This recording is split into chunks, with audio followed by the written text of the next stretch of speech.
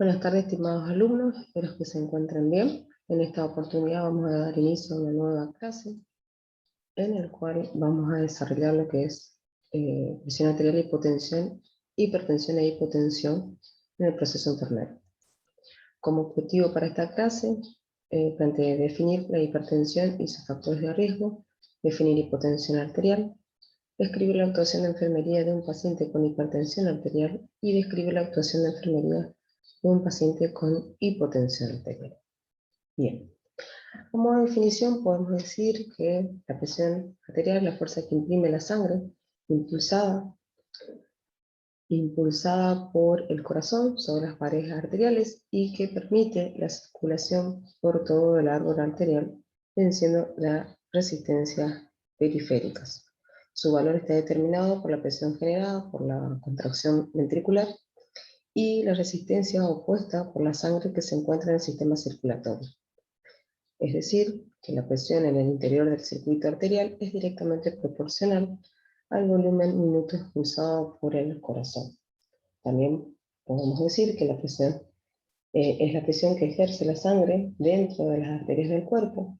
Cuando se contrae el ventrículo izquierdo del corazón, la sangre es expulsada por la aorta y esta viaja por las grandes arterias hasta las más pequeñas, las arteriolas y los capilares. Las pulsaciones se extienden desde el corazón hasta las arteriolas a lo largo de las arterias. Y lo que podemos registrar son las presiones que son la presión sistólica, que es la que corresponde al punto más alto de las pulsaciones, que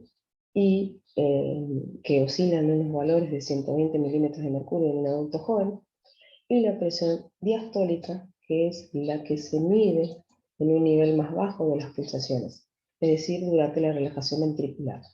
Y normalmente es un valor inferior a 80 milímetros de mercurio. La diferencia es lo que se puede calcular también. Entonces tenemos la presión sistólica y la presión diastólica, que son los valores que se arrojan.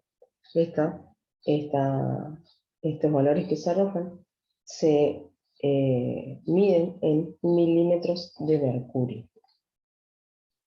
También tenemos que tener en cuenta que dentro de lo que es la fisiología de la presión arterial, es consecuencia de la interacción que existe entre el gasto cardíaco, la resistencia periférica, el volumen sanguíneo, la viscosidad sanguínea y la elasticidad de las arterias.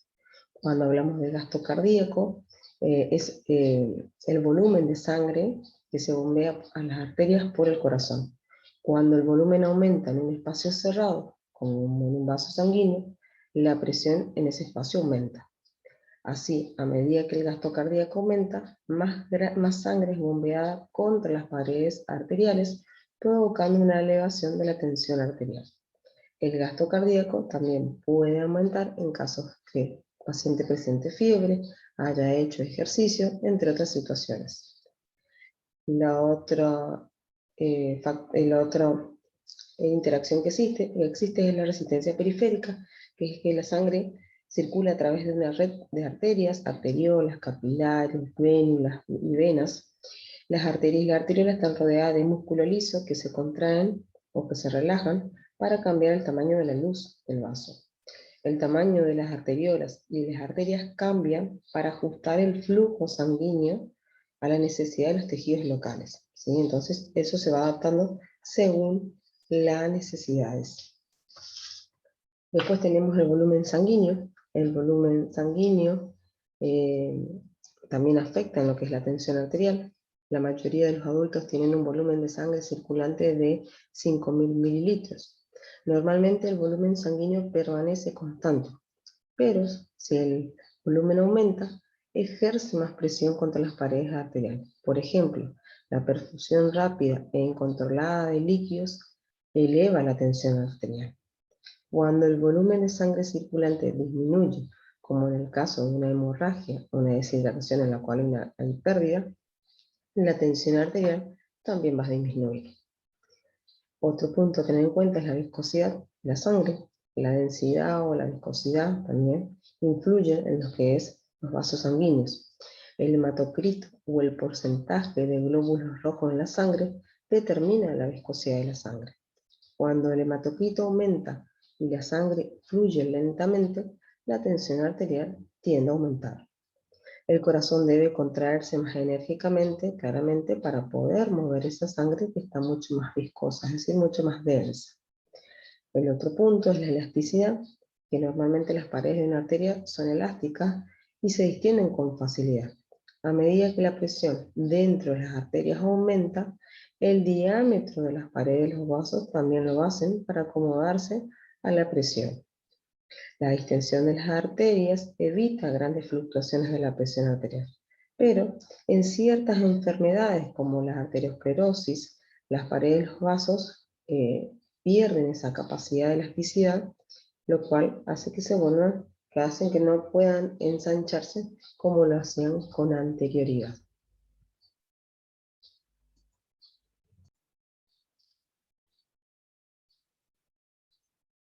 Bien, en cuanto al proceso enfermero, vamos a ver dos alteraciones que se presentan en cuanto a lo que es la tensión arterial, que es la hipotensión y la hipertensión arterial.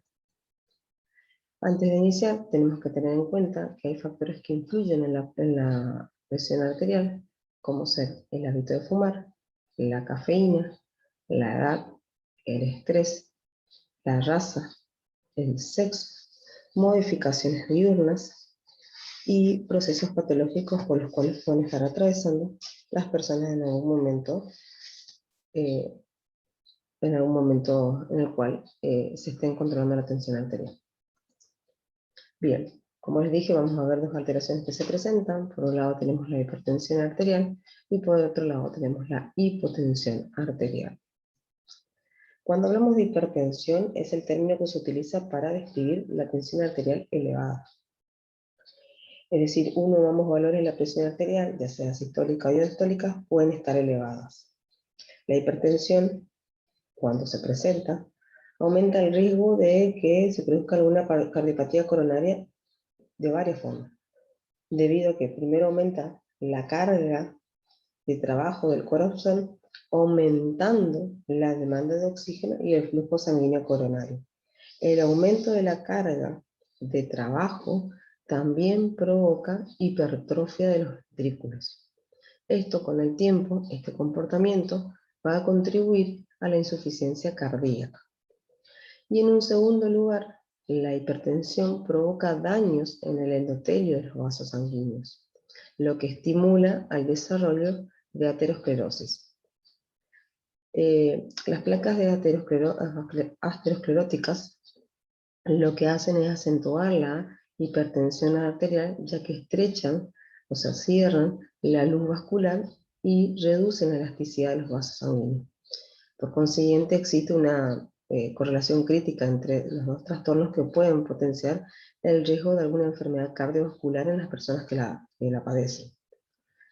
Hay que tener en cuenta que una ingesta elevada de sodio también puede provocar alteración de la presión arterial y contribuir al desarrollo de la hipertensión arterial.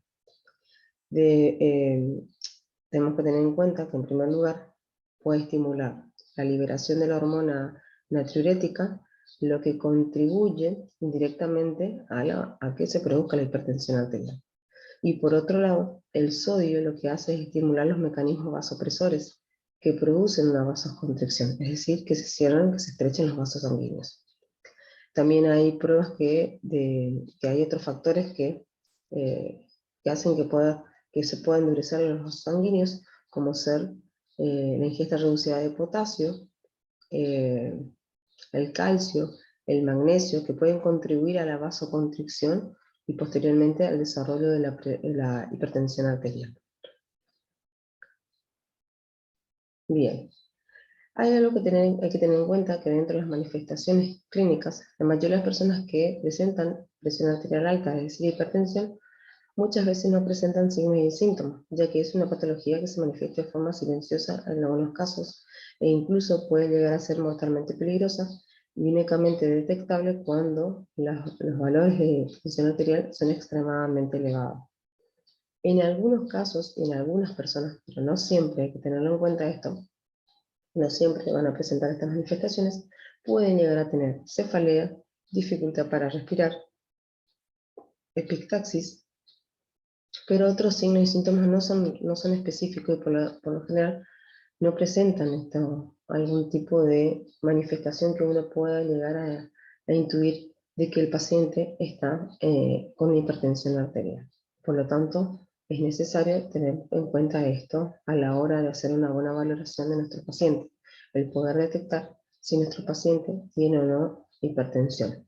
Una de las formas también de poder detectar es que durante la entrevista al paciente poder consultar con él si en alguna vez se ha hecho alguna medición de tensión arterial o algún control y en el cual también poder preguntarle qué valores ha arrojado, si se ha controlado en algún momento la tensión arterial, si esos valores fueron elevados o no estuvieron elevados o estuvieron dentro de los parámetros que se consideran normales.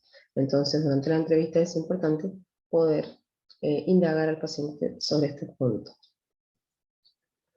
Bien, acá tenemos un recuadro que es la clasificación de la presión arterial en mayores de 16 años, ¿sí? Tienen un parámetro, una presión arterial normal que se considera de 130 milímetros de mercurio y una diastólica menor a 85 milímetros de mercurio, con un límite de 130 a 139 y de sistólica y diastólica de 85 a 89 milímetros de mercurio. Hablamos de una hipertensión en tres niveles, una en nivel 1, nivel 2 y nivel 3. Un nivel 1 es de 140 a 159 milímetros de mercurio de sistólica y o diastólica de 90 a 99 milímetros de mercurio. Una hipertensión de nivel 2 con una sistólica de 160 a 179 milímetros de mercurio y o una diastólica de 100 a 109 milímetros de mercurio. Un tercer nivel de hipertensión con valores mayores o iguales a 140 milímetros de mercurio y o mayores o iguales a 110 milímetros de mercurio diastólica. Y una hipertensión sistólica aislada cuando tenemos valores iguales o mayores a 140 milímetros de mercurio y o menor a 90 milímetros de mercurio en diastólica. Teniendo en cuenta que es sin tomar fármaco antihipertensivo y sin enfermedad aguda.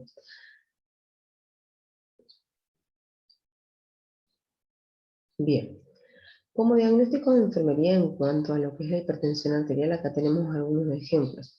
Recuerden que en los diagnósticos de enfermería vamos a poder desarrollar teniendo en cuenta que primeramente debemos hacer una valoración exhaustiva de nuestro paciente con un examen físico, en el cual vamos a hacer una observación, una valoración, vamos a hacer una entrevista detallada de los hábitos y si el paciente o no padece de algún tipo de alteración de tensión arterial, para poder llegar al punto de poder detectar los problemas de nuestro paciente. Como ejemplo de diagnóstico de enfermería les coloqué elevación de la presión arterial relacionado con, acuérdense que esta es la forma de redactar los diagnósticos de enfermería, relacionado con la ansiedad y el estrés por hospitalización, considerando que nuestro paciente puede estar hospitalizado. Hipertensión arterial relacionada con algún tipo de patología de base que es la presente, ¿sí? Recordamos que dentro de los factores de riesgo también está que hay una serie de patologías que pueden provocar aumento de la tensión arterial. Y por último, riesgo de hipertensión arterial relacionado con obesidad o ingesta elevada de sodio. ¿Sí? La mala alimentación y la ingesta elevada de sodio también tienden a aumentar la tensión arterial ya que tienen líquidos y demás. Entonces, estos son algunos ejemplos que tenemos de diagnóstico de enfermería en relación a lo que es hipertensión arterial. Siempre tengan en cuenta que primeramente, como les dije, vamos a hacer una valoración exhaustiva de nuestro paciente para poder llegar al punto de poder detectar los problemas y darle prioridad de acuerdo a la problemática que presenta nuestro paciente. En cuanto a los cuidados de enfermería, en líneas generales, ¿sí? Recuerden que siempre nuestros cuidados de enfermería van a ir en base a nuestros objetivos y a nuestro diagnóstico de enfermería. Vamos a hacer control de signos vitales, haciendo hincapié en lo que es la tensión arterial. Vamos a mantener el reposo absoluto con el respaldo a 45 grados. Van a llevar un balance hídrico y control estricto de la diuresis, ¿sí? Esto se refiere en relación a cuánto líquido ingresa al paciente y cuánto es lo que ingresa al paciente, es decir, el control de la diuresis, ¿sí? Por hora o por turno, ¿sí? Dependiendo de está nuestro paciente. Cuidados higiénicos en la cama, baño en cama, lavado de cabeza, higiene bucal, entre otros. La administración de medicamentos, siempre recuerden que la administración de medicamentos va a ir en relación a la prescripción médica que el médico haya hecho en relación al paciente. También lo que debemos hacer es orientar a los familiares sobre la patología y su tratamiento, ¿sí? Para que de esa forma el paciente pueda adherir de forma más fácil al tratamiento y obviamente hacer un tratamiento de forma continua, ya que estas alteraciones no son alteraciones que tengan, digamos, un inicio y un fin, sino es que son alteraciones que requieren de tratamiento prolongado y de forma constante por parte del paciente, lo cual, para que un paciente pueda hacer un tratamiento en tiempo prolongado y no abandone, es que debe adherir al tratamiento y parte de esa adhesión muchas veces tiene influencia la familia, ¿sí? Entonces también es importante que la familia conozca las alteraciones que tiene el paciente y cómo pueden hacer para ayudarle para que pueda mejorar su condición de salud. Eso es en cuanto a los cuidados de enfermería en términos generales, lo que es la hipertensión, ¿sí? Tengo en cuenta siempre que los diagnósticos van a ir en base a la problemática de mi paciente, así que van a poder eh, desarrollar una variedad importante de diagnósticos a la hora de que ustedes hagan su valoración con un paciente y en el cual detecten que tiene una hipertensión, ¿sí? Bien, eso era en cuanto a lo que es la hipertensión. Otro punto que vamos a ver es la hipotensión. Cuando hablamos de hipotensión, ¿sí? Esos términos los tienen que tener siempre muy presente. Hiper es alto e hipo es bajo. Acá es hipertensión para determinar que la tensión arterial está elevada e hipotensión cuando la tensión arterial está eh, disminuida, ¿sí? Esos términos lo tienen que siempre tener muy presente. Cuando ustedes quieran hablar de elevación o descenso de la tensión arterial, hablar con los términos acorde a que correspondan. En cuanto a la hipotensión, eh, es una presión arterial obviamente por debajo de los valores, un valor normal, una lectora sistólica situada de forma constante entre unos valores de 85 y 110 milímetros de mercurio en un adulto cuya presión normal era mayor a esa cifra, ¿sí? Entonces consideramos de esa manera. También hay unos autores que definen como la disminución de la presión arterial sistólica por debajo de los 90 milímetros de mercurio. Entonces, a partir de ese valor, algunos autores ya consideran que el paciente está con una hipotensión, ¿sí? Considerando la sistólica. ¿Sí? Recuerden que tenemos cuando se hace la medición de la tensión arterial, la medición de la tensión arterial arroja dos valores, de sistólica y de diastólica, ¿sí? Eso siempre hay que tenerlo en cuenta. Entonces, para poder determinar qué parámetro toman los autores. La hipotensión se produce debido a la dilatación de las arterias en el lecho vascular, o sea que es decir que el vaso sanguíneo agranda su tamaño, a la pérdida de una cantidad sustancial de volumen sanguíneo, que esa pérdida de volumen sanguíneo puede deberse tal vez a una hemorragia, ¿sí? O porque el músculo del corazón no bombea adecuadamente la sangre que está necesitando. Ese es el caso de algún paciente que ha sufrido un infarto agudo de miocardio. La hipotensión asociada se puede asociar a palidez, piel moteada, muchas veces el paciente puede tener la piel sudorosa y fría, puede incluso estar su estado de conciencia en un nivel de confusión, puede haber aumento de la frecuencia cardíaca, puede haber también disminución de la diuresis, es decir, el paciente empieza a orinar cada vez en menores cantidades de volumen, y esto puede incluso, la disminución de la diuresis es una amenaza para la vida si no se controla y no se revierte esa situación. Entonces, para redondear, podemos decir entonces que la hipotensión se produce debido a una dilatación de las arterias por el lecho vascular. Si uno lo compara con lo que es la hipertensión, en la hipertensión se produce una vasoconstricción. En la hipotensión se produce una vasodilatación. ¿Sí? Eso es para que lo puedan diferenciar bien.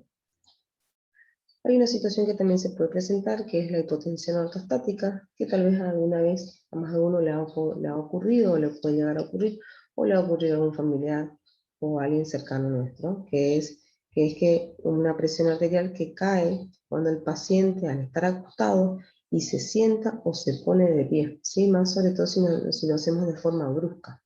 Suele deberse a una vasodilatación periférica en la que la sangre abandona los órganos centrales del cuerpo, sobre todo el encéfalo, y se desplaza a las periferias, haciendo que la persona pueda sentir como un desvanecimiento. Incluso algunos sienten desvanecimiento, otros sienten eh, que se marean, eh, o que como que se van a caer en cualquier momento, ¿sí? Pueden tener esa sensación. Sobre todo el cambio brusco de una posición a otra puede provocar esta situación. Para valorar la hipotensión ortostática, que debemos tener en cuenta, ¿sí? Es que debemos colocar al paciente en posición supina durante unos 10 minutos. Debemos controlar y registrar el pulso y la tensión arterial, ni bien se haya producido esta situación, controlar el pulso y controlar la tensión arterial. Le ayudamos al paciente a sentarse o a ponerse de pie lentamente. Si se produce el desmayo del paciente, lo que vamos a hacer es sostener a nuestro paciente para que no se caiga, no se golpee. Obviamente vamos a volver a medir las pulsaciones y la presión arterial en el mismo lugar que se hizo anteriormente. En la medida que nosotros vamos controlando la tensión arterial y las pulsaciones, vamos a ir viendo cómo van variando esos valores, ¿sí? Entonces es importante controlar y registrar para poder ver detalladamente en qué momento se ha producido este descenso o este cambio en la tensión arterial y cómo también se ha modificado la frecuencia cardíaca. Se repite la medición del pulso y la presión después de 3 minutos. Claramente debemos registrar los resultados que nos arrojan en cada medición. Una elevación de 15 a 30 latidos por minuto, o una caída de la presión arterial sistólica de 20 milímetros de mercurio o de 10 milímetros de mercurio de diastólica, nos está indicando que nuestro paciente está con una hipotensión ortostática.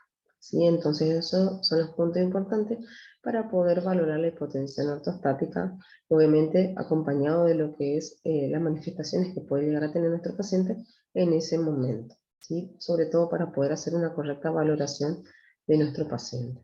Muy importante este punto, siempre les vuelvo a recordar, es el registro de los resultados que hemos obtenido en cada control, ¿sí? De la presión arterial y las pulsaciones. Obviamente ese registro va a ir acompañado de la fecha y la hora en la cual se ha producido esta situación y con cada registro. Entonces se puede hacer una valoración y evaluación en el tiempo de cómo ha ido evolucionando nuestro paciente de acuerdo a esta hipotensión que ha presentado. Es importante vigilar con cuidado a los pacientes que tienen hipotensión, porque pueden presentar caídas, se pueden desvanecer. Claramente si se produce eso se pueden golpear, ¿sí? Entonces es importante tener mucho cuidado con los pacientes que están con hipotensión. Bien, en cuanto a los diagnósticos de enfermería, que vamos a lograr hacerlo, como les dije anteriormente, previa valoración de nuestro paciente, examen físico, observación y entrevista para poder detallar. Incluso en la entrevista a nuestros pacientes le podemos preguntar si alguna vez ha estado con la presión arterial baja, y poder preguntarle también incluso si nos cuenta que sí, que ha tenido alguna vez hipotensión, preguntarle ante qué situaciones se produjeron, en qué momento del día, si se produjo con algún tipo de medicación, si se produjo cuando atravesó un proceso patológico, ¿sí? Son todos detalles importantes que nos puede orientar a poder hacer una correcta valoración de nuestro paciente. Bien, en cuanto al diagnóstico de enfermería, bueno, algunos ejemplos son hipotensión ortostática relacionada con reposo prolongado, ¿sí? Este punto es importante tener en cuenta que aquellos pacientes que han estado en reposo prolongado, es decir, mucho tiempo acostados, y se cambian de posición, es decir, del reposo a la posición supina, pueden llegar a sufrir una hipotensión ortostática, ¿sí? Entonces hay que tener en cuenta el reposo prolongado en los pacientes. Hipotensión arterial relacionada a hemorragia, manifestado por palidez y taquicardia. En cuanto a los cuidados de enfermería, al tratarse de una afección que en la mayoría de los casos no necesita un tratamiento, teniendo en cuenta la situación en la cual se desarrolló esta hipotensión, los cuidados de enfermería se limitarán a informar al paciente sobre las medidas preventivas que impiden un nuevo episodio de hipotensión. Entre ellas destacan tomar mucho líquido, la precaución al incorporarse en el caso si nuestro paciente ha presentado una hipotensión ortostática, sobre todo enseñarle a que la próxima vez que se vaya a levantar, lo haga primeramente se siente al borde de la cama, espere unos cuantos minutos, que vea que no se marea, ¿sí? Que no tiene náuseas, ¿sí? Y una vez que hayan pasado todos esos síntomas, recién intente levantarse, o que lo haga con la ayuda de alguien para poder prevenir que el momento de incorporarse no se caiga o no vuelva a presentar una hipotensión, lo que haga que pueda caerse y golpearse. Evitar beber alcohol, no permanecer excesivo tiempo de pie y facilitar siempre la circulación de las extremidades inferiores, ¿sí? Eso es importante enseñar a nuestros pacientes, sobre todo cuando se han producido algunos episodios de hipotensión. Entonces, eso es importante. La hipotensión hay que tener en cuenta también que es un trastorno circulatorio que solo precisa muchas veces los cuidados de enfermería, solo en caso de estar, que obviamente tenemos que hacer un control estricto de lo que son los signos vitales, sobre todo para poder corroborar de que nuestro paciente está con una hipotensión. En caso de complicarse los episodios de hipotensión, sí, porque más allá que tal vez en ese primer momento no necesite un tratamiento, pero en algunos casos hay hipotensión que requieren otro tipo de tratamiento debido a que pueden llegar a complicarse.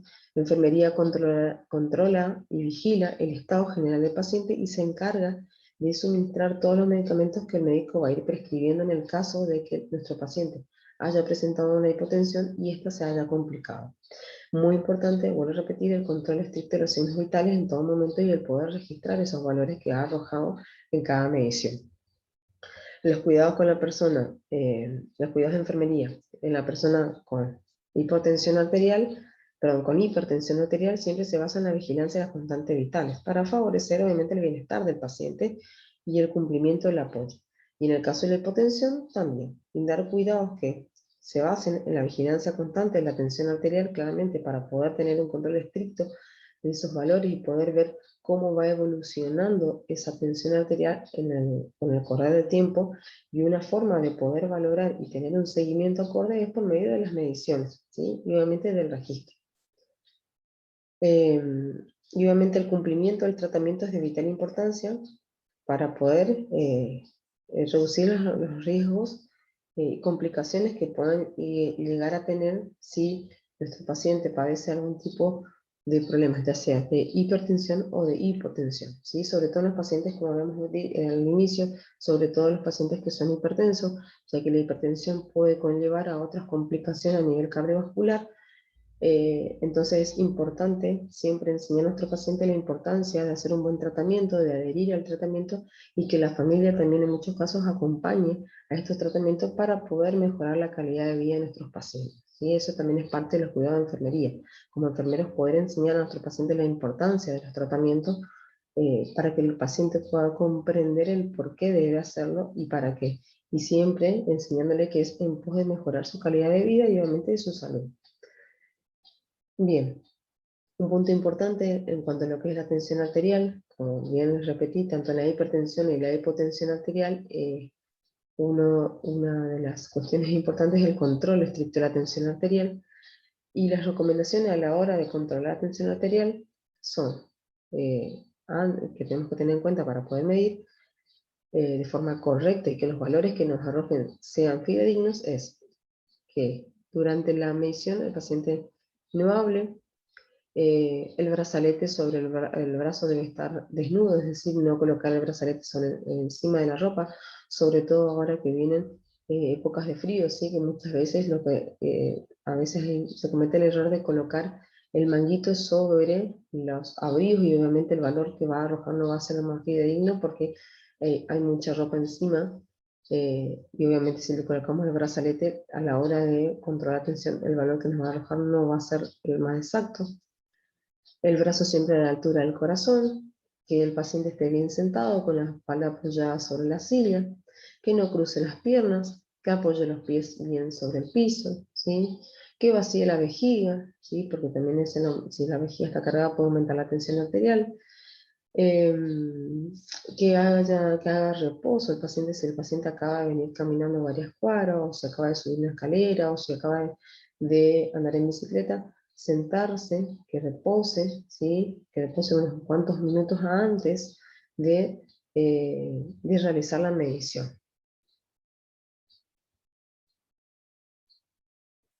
Otro punto importante que podemos hacer mediciones por duplicado, promedio y sin redondeo, ¿sí? Si hay más de 5 milímetros de mercurio de diferencia, considerar más mediciones, o sea, repetir las mediciones. Mediciones, en el caso de los ancianos, de pie en ancianos y diabéticos, mediciones en miembros inferiores en niño y adolescente, y mediciones con medición de la frecuencia cardíaca. ¿Sí? Esos son puntos importantes a tener en cuenta a la hora de hacer un correcto control de la tensión arterial. Pero por sobre todas las cosas es que nuestro paciente no hable durante la medición, porque muchas veces los pacientes tienden a hablarnos cuando nosotros estamos controlando la tensión arterial, ya sea porque nos quieren contar algo, porque nos quieren contar qué le pasó, qué estuvo haciendo o cómo se sintió. Entonces pedirle en esos minutos que por favor aguarde en silencio, ¿sí? Mientras hacemos la medición. Tener en cuenta que si vino caminando o subió la escalera o lo que haya hecho, que se siente, que repose, que esté tranquilo, que se siente bien, que apoye la espalda, que apoye los pies, que apoye los pies en el piso, que el brazalete esté a la altura del corazón, ¿sí? Que esté bien ubicado, que no cruce las piernas, ¿sí? Son puntos importantes para que a la hora de hacer la medición tengamos una medición exacta y lo más fidedigna posible, ¿sí? Entonces eso es importante eh, de controlar, de tener en cuenta a la hora de controlar la tensión arterial de nuestro paciente. Esta información lo saqué de aquí, ¿sí? Para que lo tengan en cuenta en cuanto a lo que es la Sociedad Argentina de Cardiología, en la cual eh, hace el consenso de lo que es la hipertensión arterial, así que pueden consultar ahí con esta bibliografía que les va a orientar bastante sobre lo que es la hipertensión arterial y un poco de hipotensión arterial. Bien chicos, también recuerden que tienen la bibliografía en el aula que también deben consultar, entonces van a poder entender un poco más de qué se trata la hipertensión y la hipotensión. Recuerden que estas dos alteraciones la tienen que asociar muy bien lo que es la fisiología y anatomía para poder comprender mejor de qué se tratan estas alteraciones y poder entender cómo se desarrollan, ¿sí? Bien, cualquier duda o consulta, ya saben, pueden enviar mensaje y estamos a su disposición. Nos vemos la próxima.